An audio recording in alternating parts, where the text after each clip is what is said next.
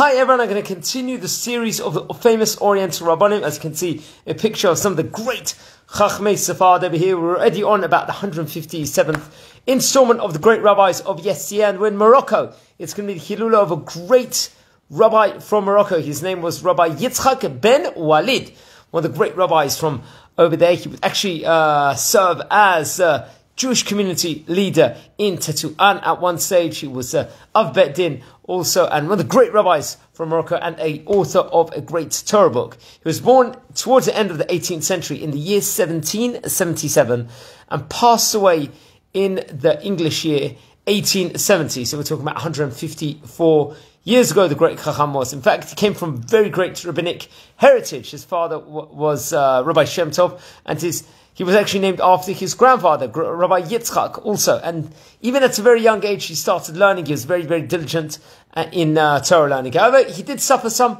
hardships while he was young. He was orphaned at a young age. And there was economic hardships also. It wasn't easy inside that area financially.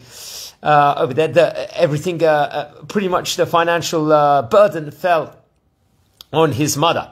And by age of Bar Mitzvah, he was already very, very proficient in Torah. And at the age of 17, his great proficiency in Torah and knowledge was absolutely incredible. And also in halacha was absolutely incredible. And I believe that around the age of 18 years old he married a daughter of a great rabbinate who was from a family also of great rabbis. He would have one son with her, but she died shortly after giving birth to the first son over there. And so it was obviously he suffered a lot of hardships and troubles. And then later on, he actually married his next wife, Rabbanit Simcha, and they would have 10 children together. And she also descended from a great line of rabbis also.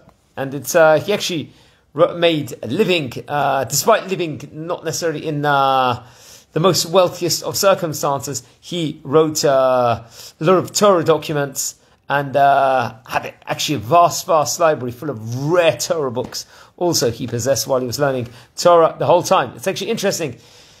He was offered many positions. However, he declined them. This was in his earlier years, especially in the city of Tטואן. Also, he was approached to become the rabbi of the town. However, after many pleas, I think he to take a position over there, he actually moved to Gibraltar for a period of time. However, he was brought back shortly after at one stage, and would later on become the head rabbi inside the city for 40 years and work inside the Din, inside the Jewish court over there for 40 years, which was absolutely phenomenal feat it was. And he was a leader of great stature over there inside that place. He cared for all the members of the community over there, for the poor, for the orphans, and for the widows in particular. So the amount of task, the amount of rabbinic work that he had was second to none inside this place. It's actually interesting.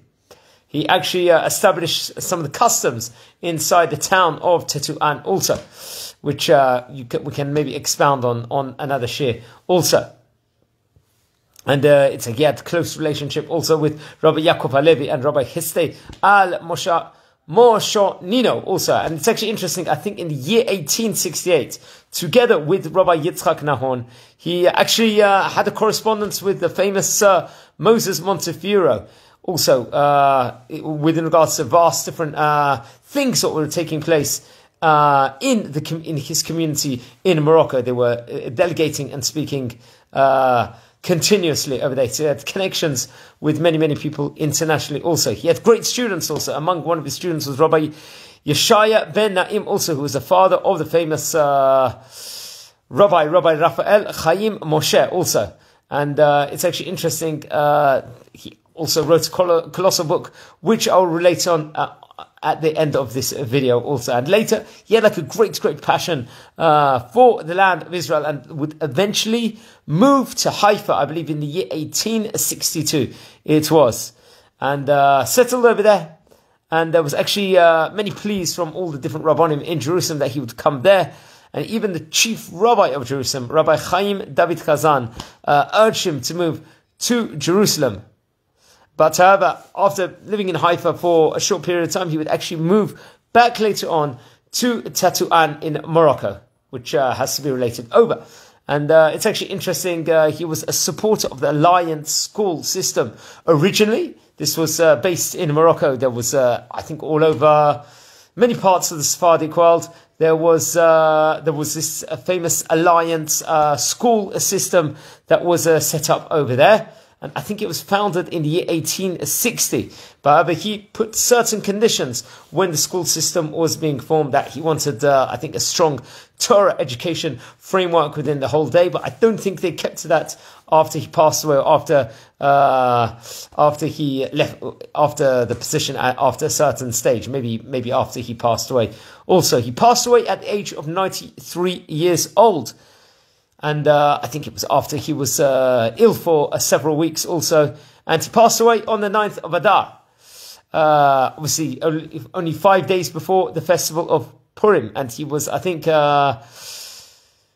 when he actually, at the moment while he passed away, he was actually saying verses of Torah verses at that point in time also. And it's actually interesting, in his will, he urged his family to work within regards to acts of kindness, within regards to charitable acts and everything else. He was actually buried in the city of Tטואן, with the place where he served as a rabbi for 40 years. And on the anniversary of his passing, many people come to his kever, to his tomb, and they pray.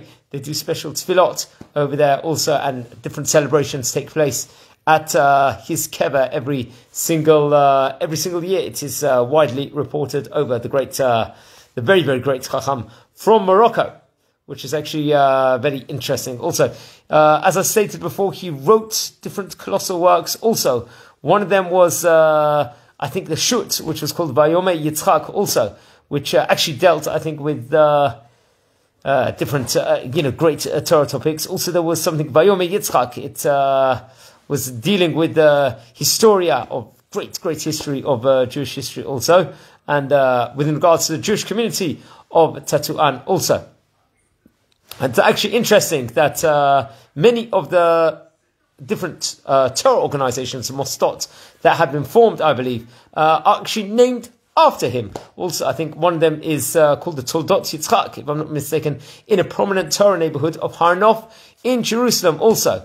And if I'm not mistaken, there's also a road, a Rehov Bo Gar B'Malach Shel Tטואן Nikra Al Shemo. I think there's a road that is actually named after him also, which is, and I think some of his chronicles are also featured in various museums also, if I'm not mistaken, also.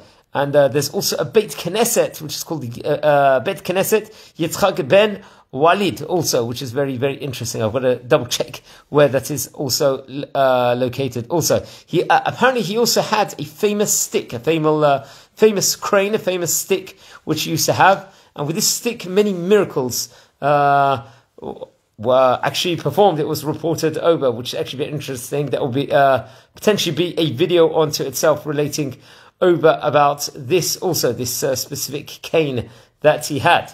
I think it was some sort of walking stick that was passed from generation to generation in his family, which had virtues in curing diseases and easy childbirth also. It was also, and I think it was kept by one of his great grandmothers originally in the land of Israel early on, and it was passed from generation to generation also. So it's his Hilule here on Tet Adar. He passed away at the age of 93 and was buried in Tטואן, also in Morocco, with the great Abedins, one of the great heads of the Jewish courts over there, and the great leaders of Morocco also. I've probably done about 25, 30 videos of the great Chachamim already from Morocco approximately. So please watch over the previous videos. Wherever you're watching from, don't forget to smash the subscribe button, smash the like button also with regards to these videos. And please share. We are a big community over here. We're watching every single video that we're doing. Well done to all of us. Let's keep learning about these great Rabbanim, and may all their schuyot be protecting Am Yisrael. Please don't forget to light candles in the great Chacham's memory. I'm wishing you all a very meaningful day.